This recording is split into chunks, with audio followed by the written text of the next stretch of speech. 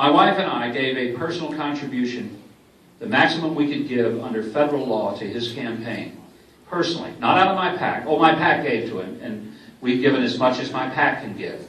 But I wanted you to know that this isn't just something that I said, okay, I'm going to come do a little political favor for a guy, because I knew him once. I personally gave to his campaign, because I believe in him. Now, he won't be my senator, because I don't live in South Dakota. I don't get to vote in South Dakota. Although people who do live here, they can register until Monday. And if they're going to vote for Mike Rounds, they should go ahead and register.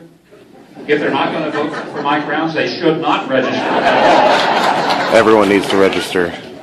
But Mike Rounds, when he's in the U.S. Senate, will directly represent you. But let me tell you something. He will represent all of America. And it will be as if I have another senator who will stand for the things that I believe are precious and important. He governed you effectively. He took you through tough waters, because I remember 2003 when he took office. I was going into my second term, and it was a tough time to be a governor. This man led you well, and with integrity, and with honor. And he will serve that way in the U.S. Senate. I know this, that all of us have reasons that we get into politics. I'm not sure why you're here today. I have to believe that some of you are here because you deeply hold that this country is in real trouble. I'm going to ask you to do something. You always go to events that tell you to take your cell phone and turn it off. I want you to turn it on. Take it out. If you have a cell phone, a smartphone, and here's what I'd like for you to do. You all have a camera feature, because most of you have taken pictures the whole time. I want you to find a picture of a child, a grandchild, husband, wife, son, daughter, mother, father, somebody that means something to you. I have about 3,000 pictures of my grandchildren. I'll be showing them all to you. I just pulled one up. This is my little grandson. He just turned 1 yesterday, and we're having his birthday party on Sunday. He's the youngest of my 4 grandkids. But people ask me, why do I keep going around helping people get elected? I got 4 good reasons. Chandler, Scarlett, little Caroline Grace, and his name is William Huckabee Sanders. They call him Huck. That's what I said too. Kids fixed for life after getting named that, When people say, what difference does it make? Let me ask you something. Would you take your phone? Would you hold that picture up? You've probably found it now. Hold it up. I want everyone to hold it up. This is like a Leonard Skinner concert when we're begging for Freebird. If you have a smartphone and have a photo, I'm out of memory, Here we go. This is where we get kicked out.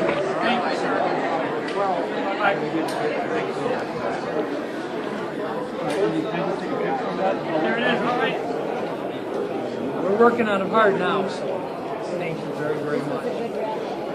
Thank you. Thank you. Hey, buddy. Hey, Mitch said we were going to get an interview back at the primaries. We still haven't done that yet. Well, we'll have to do one sometime, but talk to Mitch and see what you can get, okay? All right. All right. Thank you. Thanks.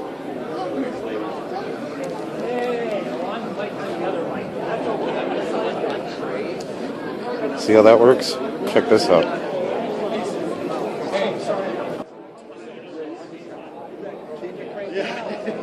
You were right where you should have been last night. Well, thank you again. Good. Hey, Mitch. I'll talk to you later. Let's see when we can get that interview you promised me. Okay, thank you. I forgot. I'm not doing it. What's that? So we can. When could we do that? You got a card? I do. I can text it to you. Text you. That's just Mitch at Rounds for Senate. Okay. All right. We will. I talked with Mike about it. It's fine. All right. You haven't seen it? Yeah, I've been kind of busy with other things, but Ready for a I think he may have taken off. well, Mike's still here. He's in there. Is he?